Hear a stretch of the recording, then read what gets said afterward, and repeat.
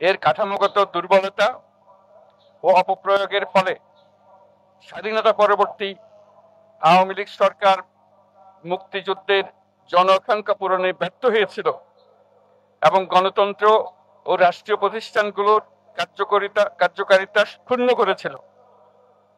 এবং যেহেতু স্বাধীনতা পরবর্তী আওয়ামী লীগ সরকার স্বাধীনতার মূল মন্ত্র গণতান্ত্রিক শাসন ব্যবস্থার বিপরীতে বাকশাল নামে সাংবিধানিকভাবে একদলীয় শাসন ব্যবস্থা কায়েম করে এবং মত প্রকাশ ও বিচার বিভাগের স্বাধীনতা হরণ করে, যার প্রতিক্রিয়ায় 1975 সালের 7ই নভেম্বর দেশের সিপাহী জনতার ঐক্যবদ্ধ বিপ্লব সংগঠিত হয় এবং পরবর্তী সময়ে একদলীয় বাকশাল পদ্ধতির পরিবর্তে বহুদলীয় গণতন্ত্র, মত প্রকাশ ও বিচার বিভাগের স্বাধীনতা পুনঃপ্রবর্তনের পথ সুগম হয়।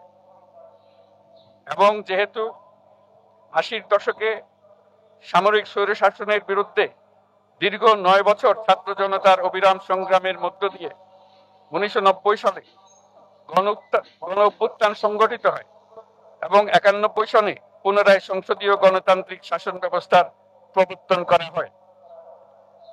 এবং যেহেতু দেশি বিদেশি চক্রান্তে সরকার পরিবর্তনের গণতান্ত্রিক প্রক্রিয়া ব্যাহত হওয়ায় 1/11 মতো ষড়যন্ত্রমূলক ব্যবস্থার মাধ্যমে বাংলাদেশে শেখ হাসিনার একচ্ছত্র ক্ষমতা, আধিপত্য এবং ফেসিবাদের পথ সুগম করা হয়। যেহেতু দীর্ঘ 16 বছরের ফেসিবাদী অগণতান্ত্রিক গণবিরোধী শাসন ব্যবস্থা কায়েমের লক্ষ্যে এবং একদলীয় রাষ্ট্র ব্যবস্থা প্রতিষ্ঠার অতি উগ্র বাসনা চরিতার্থ করার অভিপ্রায়ে সংবিধানে অবৈধ অগণতান্ত্রিক পরিবর্তন করা হয়, যার ফলে একদলীয় একচ্ছত্র ক্ষমতা ও আধিপত্য প্রতিষ্ঠার পথ সুগম হয়। এবং যেহেতু শেখ হাসিনার আওয়ামী লীগ সরকারের দুঃশাসন, গুম খুন, আইন বহির্ভূত হত্যাকাণ্ড, মত প্রকাশের স্বাধীনতা হরণ এবং একদলীয় স্বার্থে সংবিধান সংশোধন ও পরিবর্তন বাংলাদেশের সকল রাষ্ট্রীয় সাংবিধানিক প্রতিষ্ঠান সমূহকে ধ্বংস করে। এবং যেহেতু হাসিনা সরকারের আমলে তারই নেতৃত্বে একটি চরম গণবিরোধী, একতান্ত্রিক ও মানবাধিকার হরণকারী শক্তি বাংলাদেশকে একটি ফেসিবাদী, মাফিয়া এবং ব্যর্থ রাষ্ট্রের রূপ দিয়ে আন্তর্জাতিকভাবে বাংলাদেশের ভাবমূর্তি ক্ষুণ্ণ করে।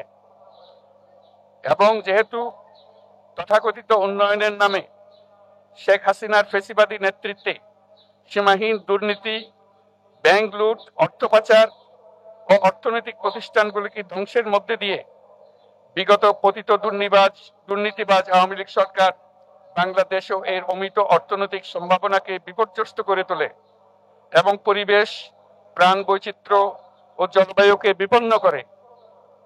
এবং যেহেতু শেখ হাসিনার ফ্যাসিস্ট সরকারের বিরুদ্ধে রাজনৈতিক দল, ছাত্র শ্রমিক সংগঠন সহ সমাজের সর্বস্তরের জনগণ গত প্রায় 16 বছর যাবৎ নিরন্তর গণতান্ত্রিক সংগ্রাম করে জেল জুলুম, হামলা মামলা, গুম খুন ও বিচার বহির্ভূত হত্যাকাণ্ডের শিকার হয়।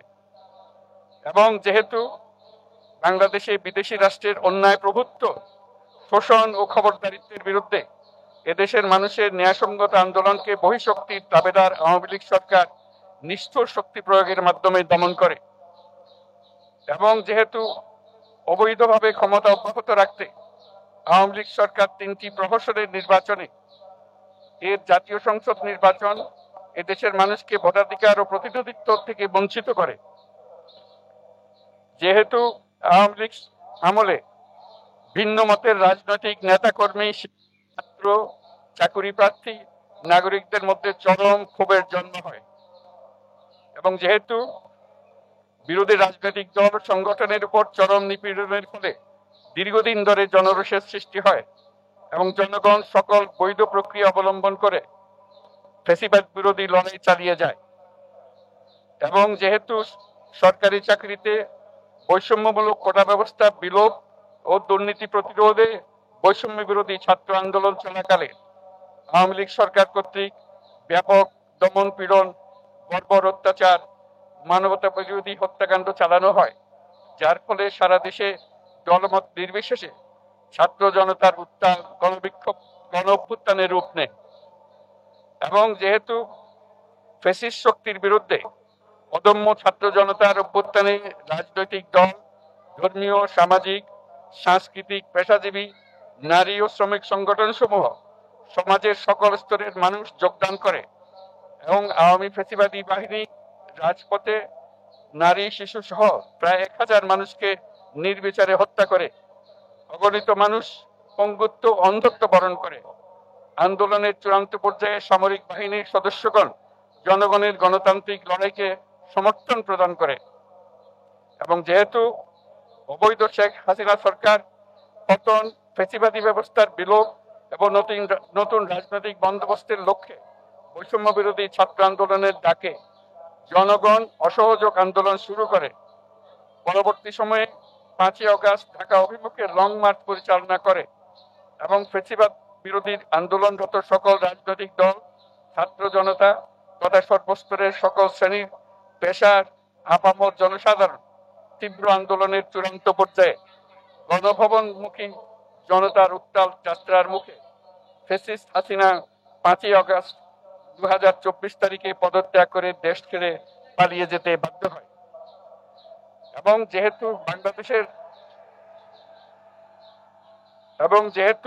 বাংলাদেশের রাজনৈতিক ও সাংবিধানিক সংকট মোকাবেলায় গণঅভ্যুত্থানের মধ্য দিয়ে ব্যক্ত জনগণের সার্বভৌমত্বের প্রত্যয় ও প্রয়োগ রাজনৈতিক ও আইনি উভয় দিক থেকে যুক্তিসঙ্গত, বৈধ ও আন্তর্জাতিকভাবে স্বীকৃত এবং যেহেতু জনগণের দাবি অনুযায়ী এরপর অবৈধ দ্বাদশ জাতীয় সংসদ ভেঙে দেওয়া হয় এবং সংবিধানের 106 অনুচ্ছেদ অনুসারে সুপ্রিম কোর্টের মতামতের আলোকে সাংবিধানিকভাবে ডক্টর মোহাম্মদ ইউনূসের নেতৃত্বে 8ই আগস্ট 2024 তারিখে একটি অন্তর্বর্তীকালীন সরকার গঠন করা হয়।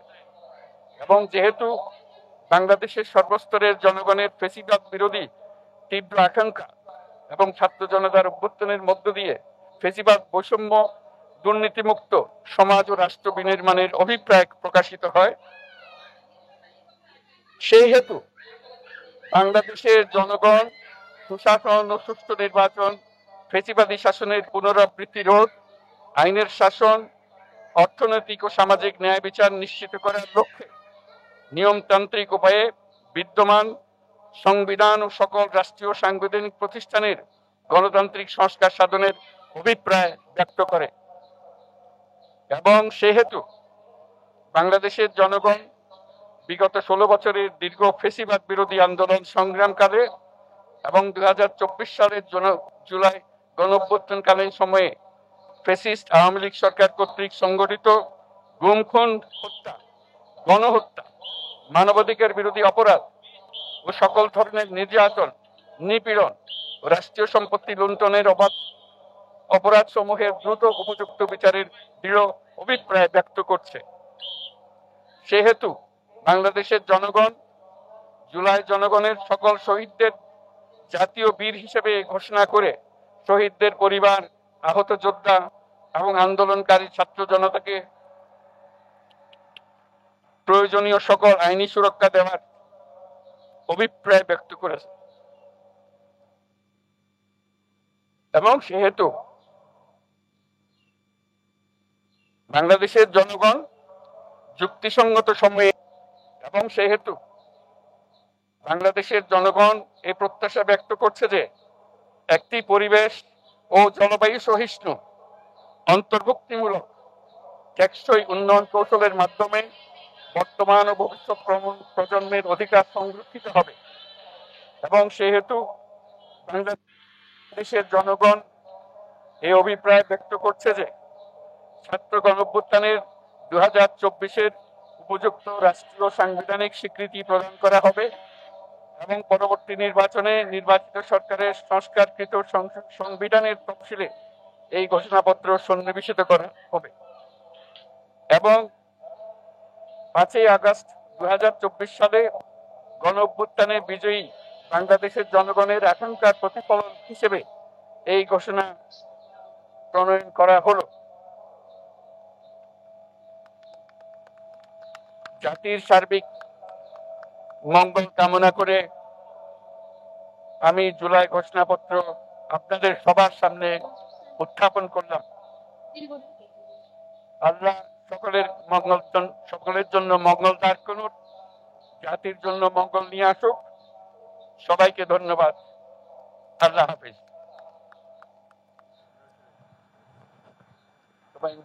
সম্মানিত সুধীবৃন্দ, ঐতিহাসিক জুলাই ঘোষণাপত্র পাঠ শেষ হলো। রাজনৈতিক নেতৃবৃন্দ সহ উপস্থিত সকলকে আন্তরিক ধন্যবাদ। মাননীয় প্রধান উপদেষ্টা অনুষ্ঠান স্থল ত্যাগ না করা পর্যন্ত সকল সম্মানিত অতিথিকে স্ব স্ব আসনে উপবিষ্ট থাকার জন্য সবিনয় অনুরোধ জানাচ্ছি।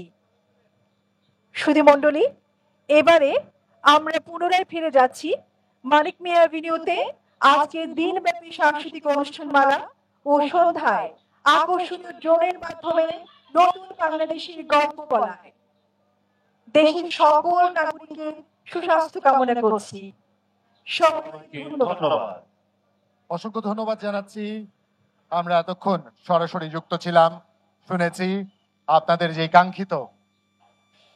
সেই কাঙ্ক্ষিত জুলাই সনদ আপনাদের পর্যন্ত সকল সম্মানিত অতিথিবৃন্দকে নিজ নিজ আসনে উপবিষ্ট থাকার জন্য অনেকে প্রার্থনা করেছেন, এখনো all of you are requested to kindly keep yourself in your seats until the departure of the Honorable Chief Advisor.